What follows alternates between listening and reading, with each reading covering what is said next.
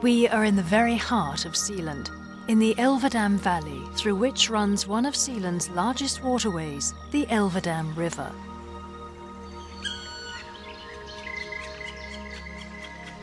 It rises in the high ground of the Bistrup Woods, from where it runs through deep gullies.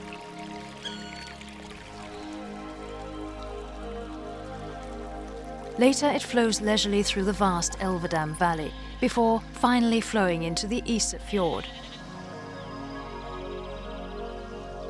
More water is fed into the river from numerous sources on both sides of the valley. The Elverdam Valley is the perfect place to put watermills, and there was a time when they were indeed strung along the river like a rope of pearls. At one time there were no fewer than 18 watermills in the valley.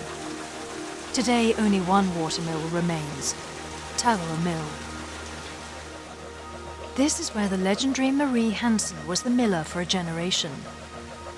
Marie Hansen lived to be 100 years old, and 2 world wars came and went while she lived at the mill.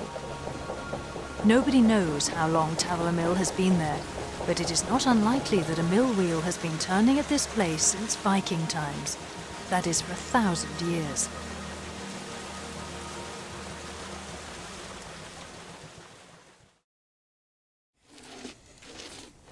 Back in prehistoric times, corn was ground with a simple pushing grinder. It was hard, laborious work. The Iron Age saw the advent of the smarter rotary grinder. It was this type of grinder that would later be further developed for use in the watermill. But how was human labour replaced by mechanical power?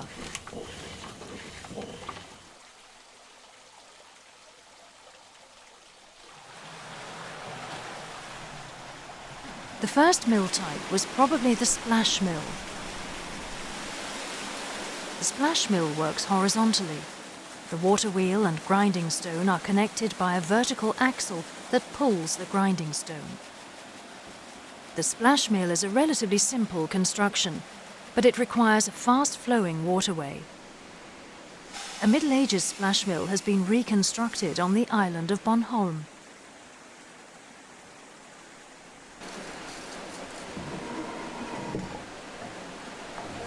In about 1000 AD, the first large watermills arrived. The fact that they once existed is revealed by dams constructed in the countryside. In Zealand's ancient centre of power, Lejre, there is an impressive mill dam that can be dated back to the 11th century. We can clearly see how important the mills were from the fact that there was legislation about them in Jyske law as early as 1241. Later, in 1337, Valdemar Atterdag determined that he would not permit water to run into the sea without it having performed a useful service for the community.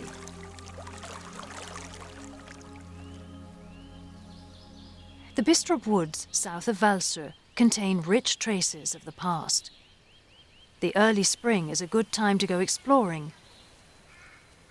Here, close to the Kvandrup house, you can see the remains of mill dams. The mill dams were probably used in connection with a so-called grass mill.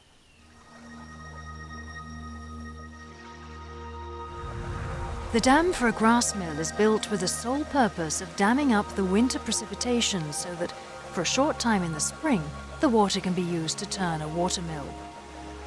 When the dammed lake is empty, animals can come and graze on the grass in the area, hence the name grass mill. The dam constructions can be surprisingly extensive. Another type is the spring mill. Where there is a big height difference, for example in some river valleys, the groundwater often emerges under pressure as springs from the sides of the valley.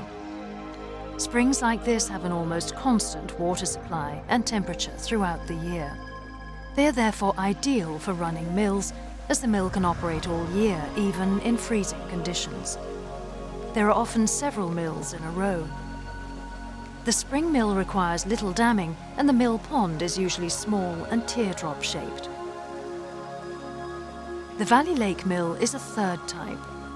A waterway in a hollow is dammed to create height and a reservoir. Several dams are often made one after the other. The dams can be different and vary in length and height according to local conditions. The disadvantage of valley lake mills is that they cannot operate in periods of low water supply or in freezing conditions.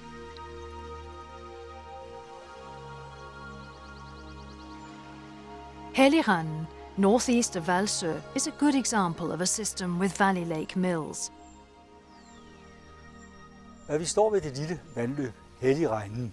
Selv så lille vandløb som dette har givet anledning til.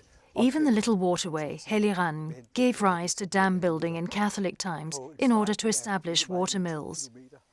Over a distance of 2 kilometers, there were 3 watermills and 3 large dams. We are standing at the outermost dam by a lake that was called Sælands Dam and beside a very impressive mill dam. It is about 4 meters high, 8 meters wide and 70 meters long. There was without doubt a big watermill out here. At the bottom of the waterway we can still see the remains of the old wooden water chutes. A lot of earth moving was needed here to harness the water power, and it was probably only possible to use the mill out here for a few months of the year. The dams give a good indication of how important water power was.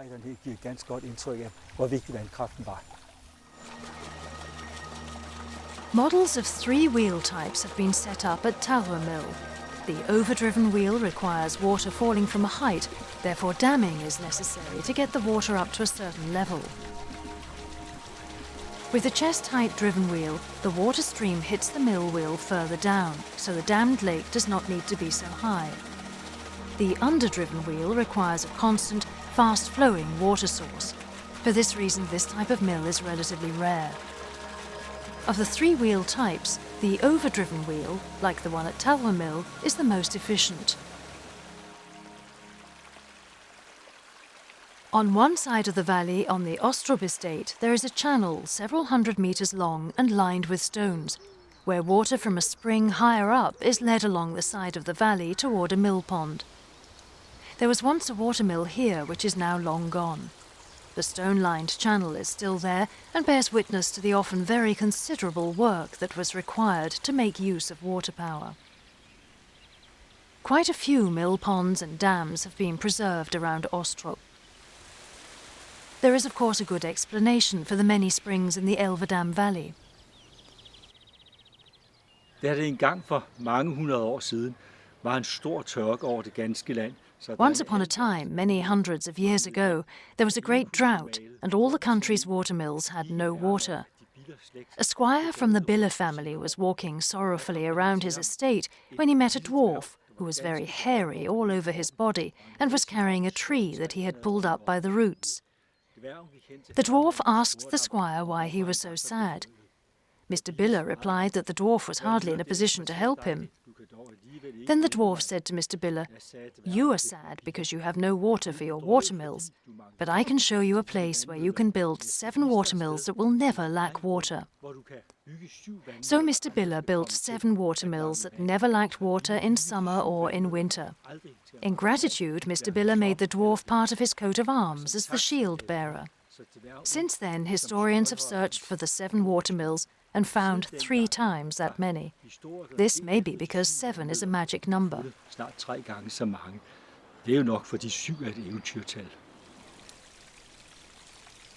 Opposite Tadre Mølle on the west side of the Elverdam Valley is Zealand's largest area of springs, Red Spring. The streams of water are coloured red by the water's ochre content, and the other part of the Elverdam Valley is also called the Iron Valley. Vi kan prøve at se, om vi kan se, at kilden den er dyb. Vi prøver at stikke den her pind ned, og vi kan nå cirka 4 meter ned i kilden. We're sticking a rod into the spring. I can reach about 4 meters down, but I can't reach the bottom. It's groundwater coming up, not surface water. Therefore, the water is always 8 degrees in both summer and winter. The 27 springs here in the wood produce up to 3,000 litres of water per minute, regardless of a dry summer or a wet autumn. Det er så uanset om det er en tør sommer eller det er et vådt efterår. At Red Spring is Hesle Mill, which formerly possessed Northern Europe's largest water wheel. The water was led from Red Spring via a high aqueduct into the mill. The big mill wheel was located in the building and had a diameter of no less than 9.6 meters. In the aerial photograph from the beginning of the 1930s, we can just make out the big wheel through the roof. The mill wheel yielded constant power equivalent to approximately 18 horsepower, a formidable power source in those days. Besides the actual mill, Hässle Mill contained a large bakery. The mill wheel and the bakery were demolished long ago. Apart from Hässle Mill, the water from Red Spring powered 3 other mills. Close by was Fristrup Mill, which also had a large windmill. Red Spring powered 1 other mill, and then the water flowed on into a wooden aqueduct out over the Elverdam Valley and on over the actual Elverdam River. Why channel water over the river? Because the water from Red Spring had to power yet another mill, the Elverdam Mill. The channel therefore crossed over the Elverdam River and continued into the Elverdam Mill. Only then could the water from Red Spring flow into the river. The aqueduct over the Elverdam River is still there, albeit in a newer version. The Elverdam Mill no longer exists, but the water channel into the mill can still be seen. So Elverdam was the only place in Denmark where one had to cross over the river to get water.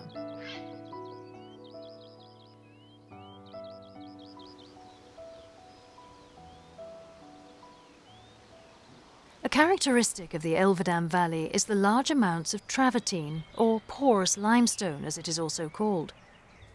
The limestone is formed when rainwater becomes acidic as it seeps down and in this way dissolves the calcium in the earth.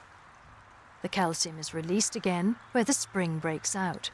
For thousands of years, large amounts of limestone have been formed in the Elverdam Valley, and this is also the largest occurrence in Denmark. In the meadow at Tadre Mølle, there is a little break, and here we can clearly see the limestone. The limestone seems porous and often contains the imprints of plants. Limestone was formerly used as building material. The wet stone is easy to cut and shape. Later the stone dries and hardens. Many local churches were built completely or partially of limestone. This applies to Kirke Sonnerup Church, among others, and not least the well-known Tadre Mølle Church near Holbæk. When Tadre Mølle Church had to be restored in the 1880s, the limestone quarry at watermills was reopened.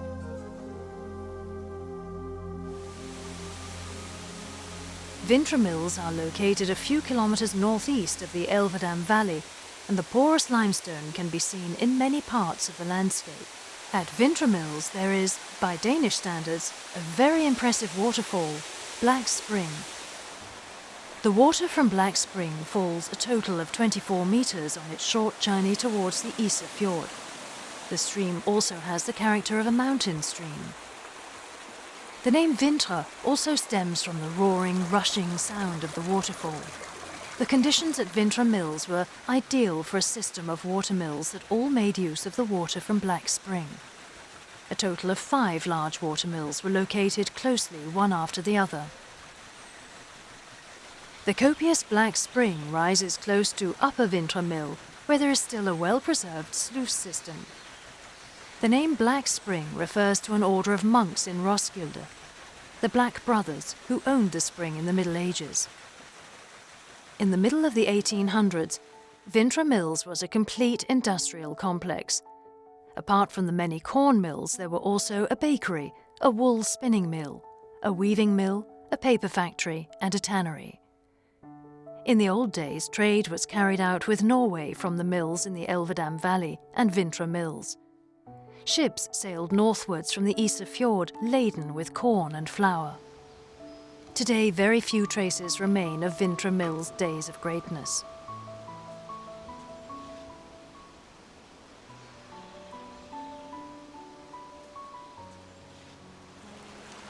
There is, of course, a world of watermills outside the Elverdam Valley.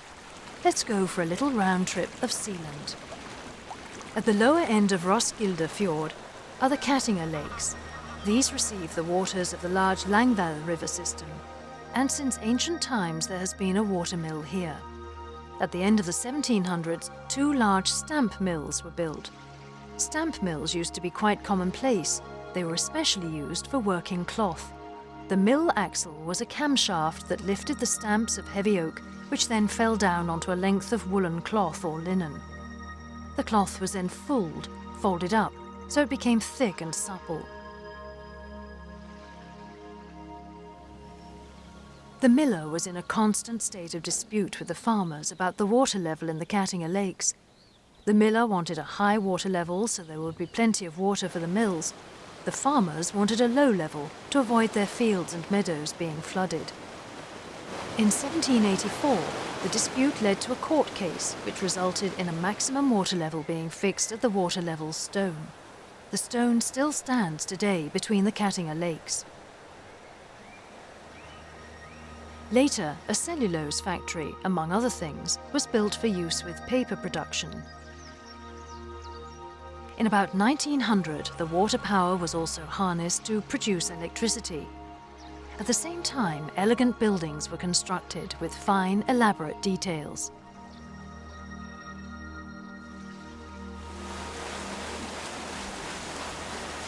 At Hellebeck is the hammer mill. For 300 years, this large industrial complex produced especially weapons for the Danish army.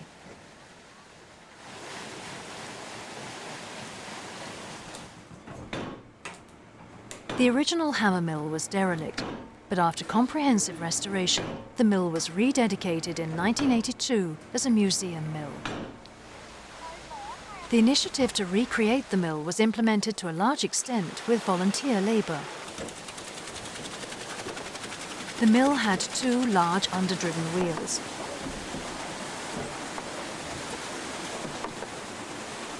One of the water wheels powered the 2 large bellows that provided air to the forge.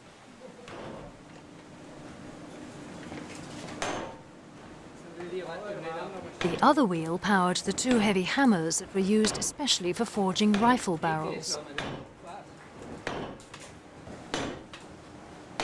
In its heyday, the complex included a town with 400 inhabitants that handled the production of up to 6,000 weapons per year. Another extensive industrial complex, also for military production, was located in Frederiksværk. The natural runoff from Ara Lake to the north often became silted up. For this reason, in 1717, King Frederick IV had the Ara Lake Canal dug, plus its accompanying dam works. Frederiksværk arose where the new canal flowed out into Roskilde Fjord, and here it was obvious to make use of the water power. In 1751, production of cannons was started. The aim was to make Denmark self-sufficient in war materials. The cannons were cast in the Gjerthus.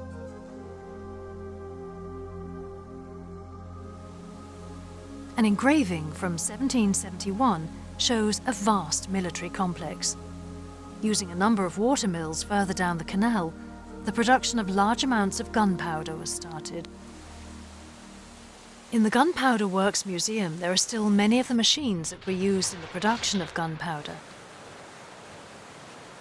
All the machines were originally powered by watermills located along the canal.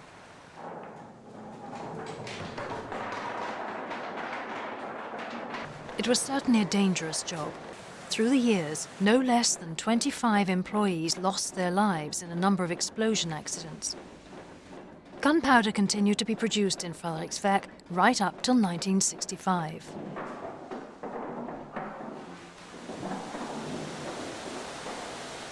The mill stream rises north of Copenhagen at Bastrup Lake.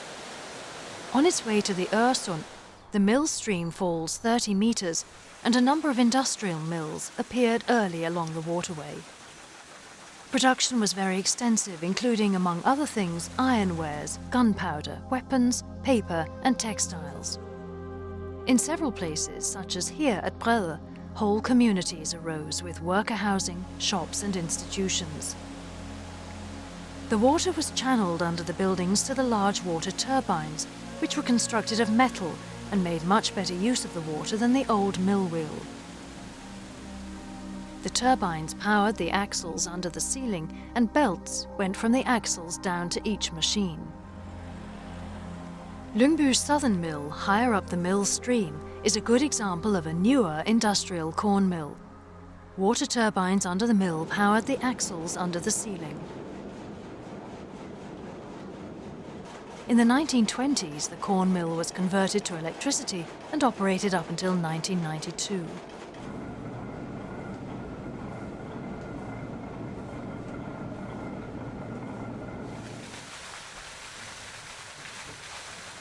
The mill farm Blåbæk is located at Faxe Stream. Water from the mill pond flows straight across under the house in two wooden channels, as the mill has two water wheels. The outer mill wheel used to power a stamp mill that no longer exists. The inner mill wheel powers the corn grinder.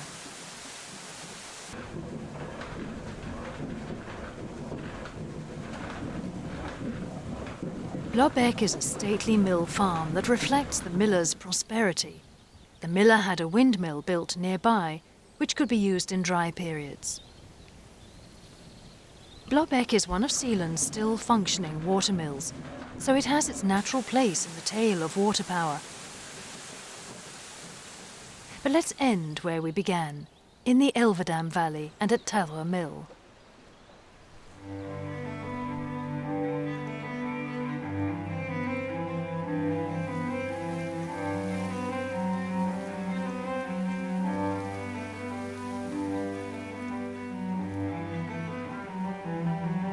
We first encounter Tadre Mølle in written sources at a commercial transaction in 1405, where it became the property of the church.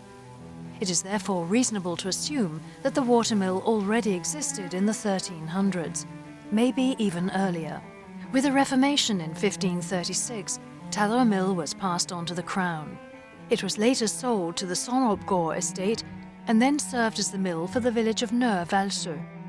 Tadre Mølle and its surroundings can be seen on a map from 1814. It should rightly be called Lower Tadre Mølle, as immediately north there is Upper Tadre Mølle, which still has well-preserved buildings. Tadre Mølle gets its water partly from springs and partly from Tadre Brook. The mill can also operate in the winter if the frost is not too hard, as part of the water comes from springs that have a year-round temperature of 8 degrees.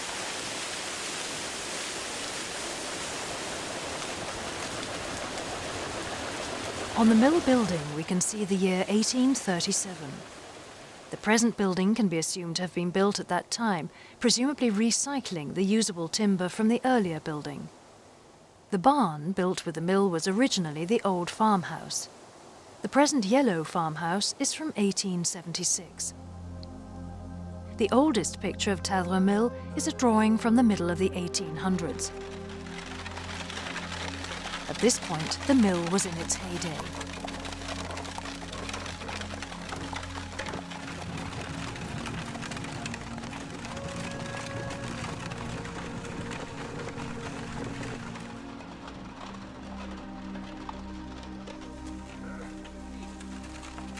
In those days, there was always something happening at the mills.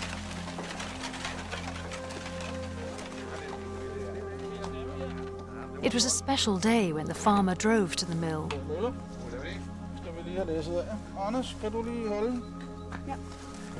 He met strangers and heard stories from near and far.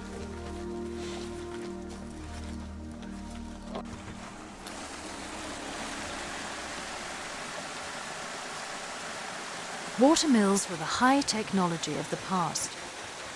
The water drove the mill wheel and the power was led via the main axle into the undermill. The rotating horizontal power was transformed via a cogwheel into vertical power and was carried on through an axle up to the grinding attic.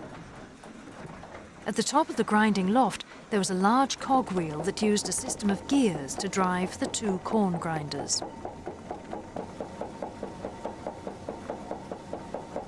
The grinder comprised two millstones, the bedstone and the runner.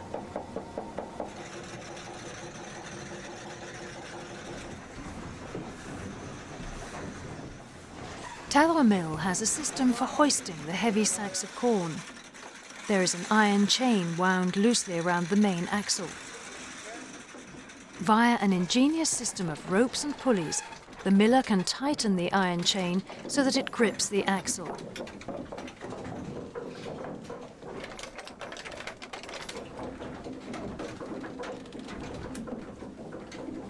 The mill wheel then lifts the heavy sack up through the mill, first to the grinding loft, and then onto the grinder itself.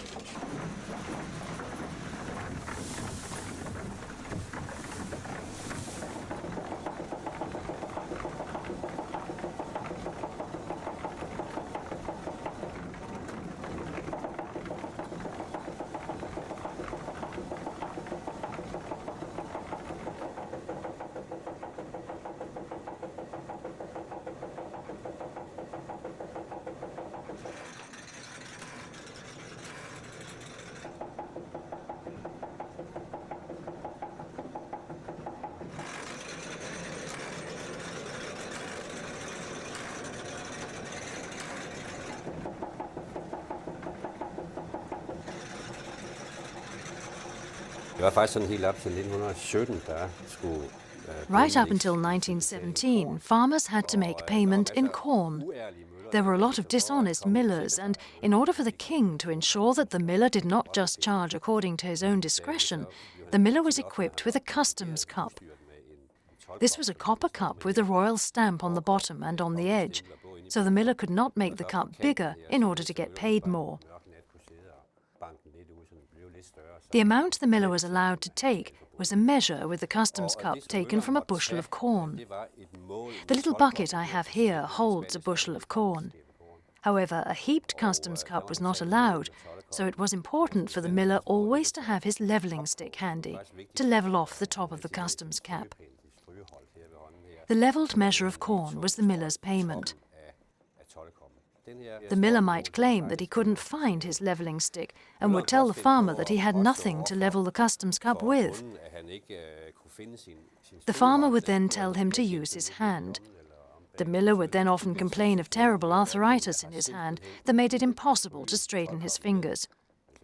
So the miller levelled the cup with a rounded hand, and in that way he got a heaped payment. The expression at være rundhåndet, to be round-handed or generous, still exists in the Danish language, and it stems from the miller's old method of payment. Og der er det danske sprog jo stadig beriget, for man kan jo faktisk tale om en person, han er rundhåndet, og den talemåde stammer fra møllerens gamle betalingssystem. In the 1800s, the miller belonged among the richest families in the parish, and prosperity also gives rise to envy. The miller almost certainly cheated when he took his measure from the flour. People also said that if a young girl lost her virginity, she could win it back by bathing in an honest miller's mill pond.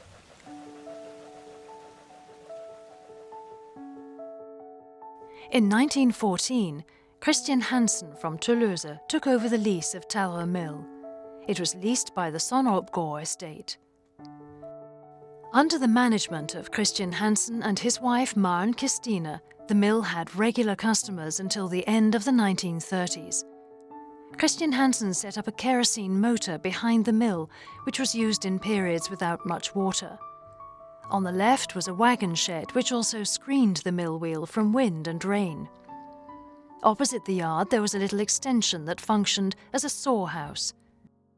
The saw was also driven by the mill wheel and was mostly used to saw firewood.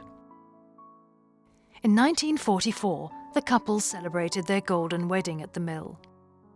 The lack of fuel during the Second World War gave Tadre Mølle a new lease of life, but after the war the number of customers dwindled again.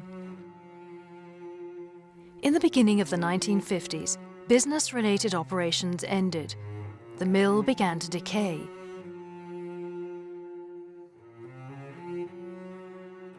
Fortunately, help was at hand.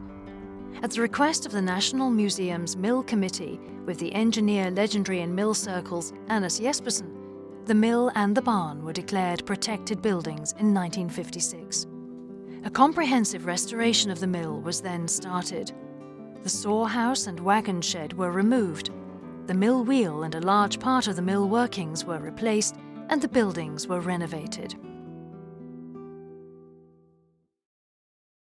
In the 1950s, the renowned Marie Hansen really comes into the picture.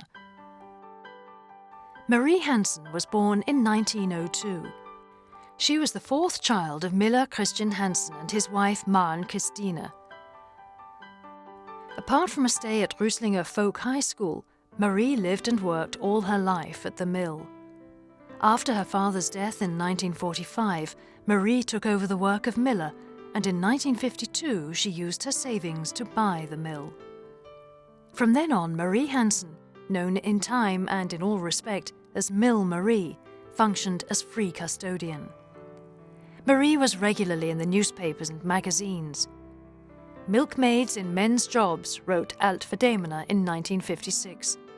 Marie was then 54 years old.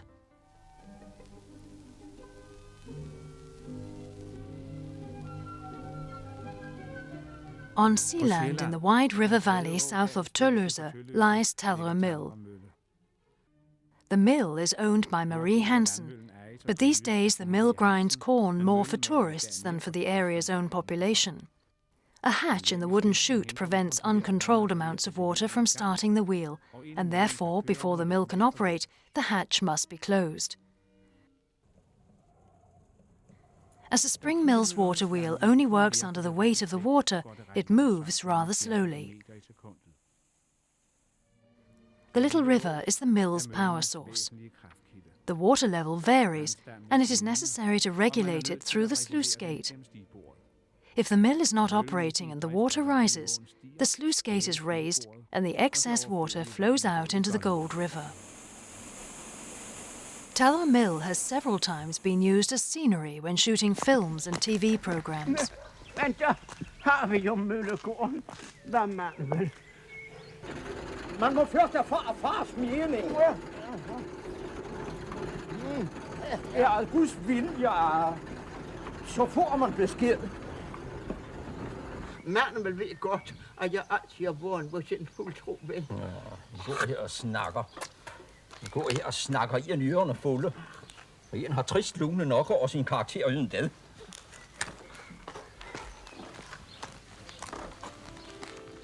After her mother's death, Marie lived alone at the mill with her farmhand, whose name was Carl. Carl was responsible for the 22 hectares of farmland, while Marie looked after the mill. When Carl died in 1977, Marie lived alone at the mill. She had many visitors. Mill Marie enjoyed showing people around because looking after the mill and opening it up to visitors gave her life meaning. Marie loved children, and it is almost impossible to count the number of children and adults that have had a go on the sack chute or been allowed to turn on the water. In 1972, the association Friends of Tadre Mølle was started. The association succeeded in raising funds for maintenance, and the Friends of the Mill worked voluntarily to relieve Marie. Marie received many honours, not least the Royal Medal of Honour Second Class with Crown. She was proud of this and wore it on special occasions. Marie was very concerned that the mill should be preserved for posterity. After a lot of toing and froing and good help from local forces, in 1985 the state took over the mill at its valuation price of 600,000 kroner.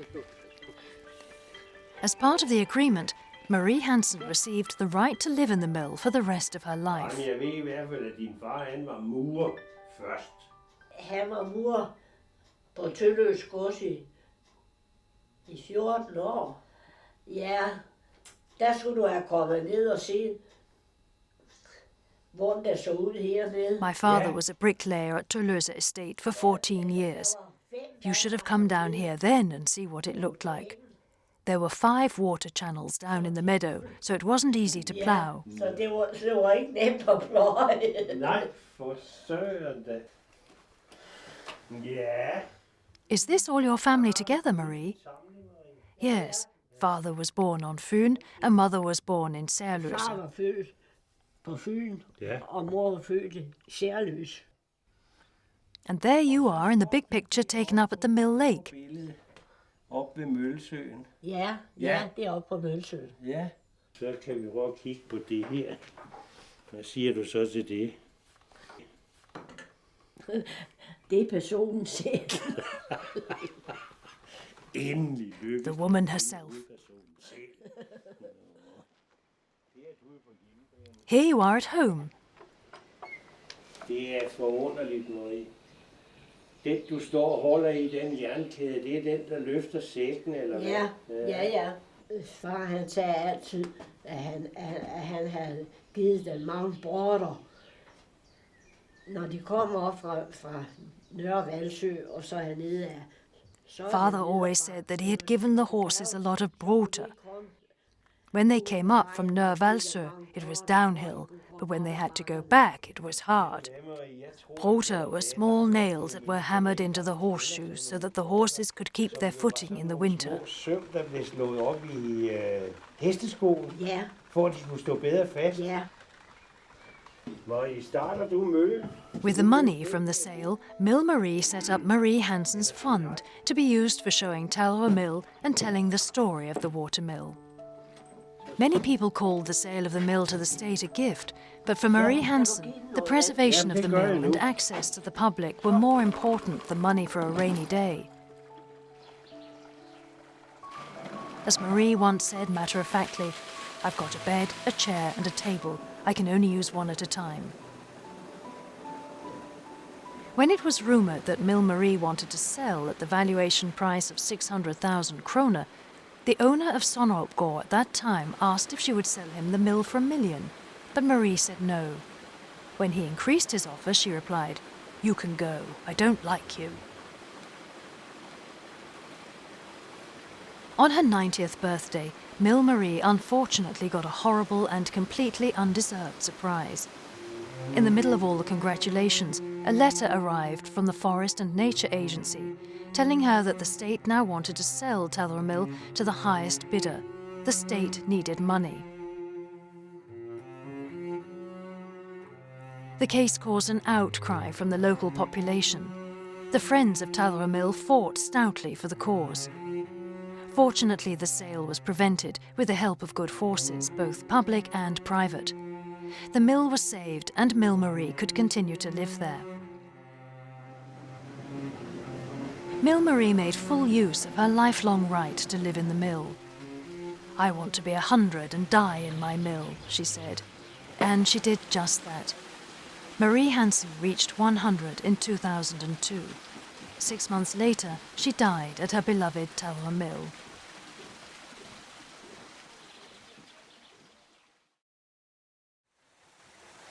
Today, Tadre Mølle is an independent institution that rents the mill from the state and sublets it to Roskilde Museum.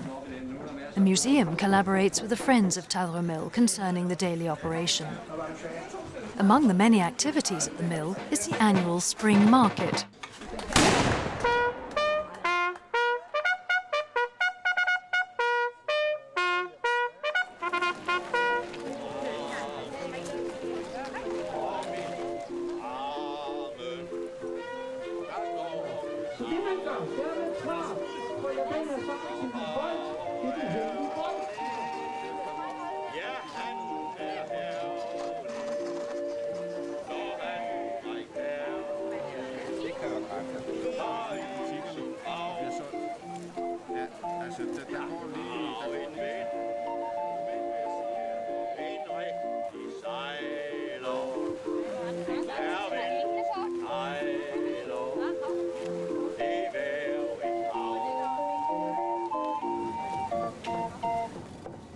Der er noget, der hedder Tadre Mølles Venner. Vi er sådan en forening, der støtter Tadre Mølle.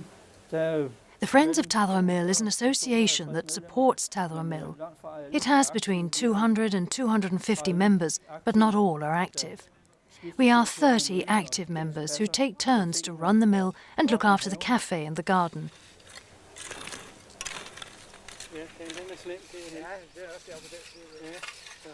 We do all this work voluntarily because we want to make an effort to preserve the mill. fordi vi kan lide det, og gerne vil gøre en indsats for at bevare møllen. Other activities at Tadre are exciting adventure tours with Denmark's Nature Preservation Association.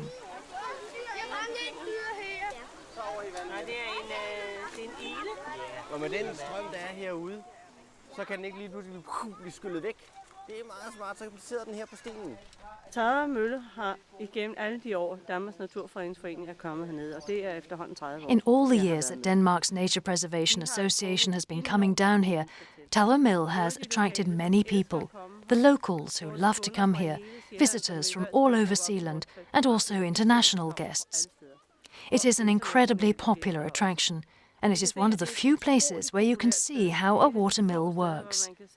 It's therefore really important that it is possible to maintain the place and keep it operating. Society must therefore step in and say that we give this such high priority that we will allocate funds to allow the place to operate. Det prioriterer vi så højt, så vi sætter midler af til at lade det her køre. It can be hard for modern people to grasp how revolutionary the watermills once were. It is important not just to safeguard the large, spectacular installations, the everyday, more modest places like Tadre Mølle have earned their places in history. The fact that we can still experience the mill in operation is in no small way due to the indomitable Marie Hansen and her lifelong battle to preserve the watermill. Tadre will never see the like of Mill Marie again.